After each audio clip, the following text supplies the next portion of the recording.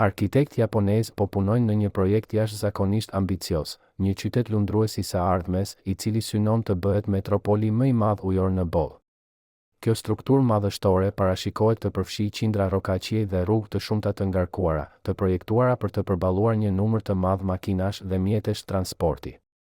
Qyteti do të përfshijë fabrika, uzina, dyqane dhe qendra argëtimi, përfshirë parqe ujore, parqe zbavitëse dhe fusha sportive.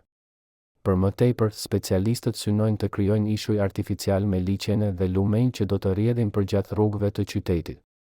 Planet përfshin gjithashtu ndërtimin e një metroje nëntoksore dhe një prej aeroporteve më të mëdha në botë.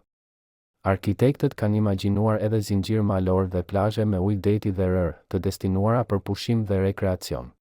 Kjo metropol ujore pritet të strehojë rreth 3 milion banor dhe të jetë në gjendje të lundrojë lirshëm nëpër oqeane. Fal për masave të saj kolosale, qyteti do të jetë jashtëzakonisht i qëndrueshëm, i paprekur nga turbulencat edhe gjatë stuhive të forta.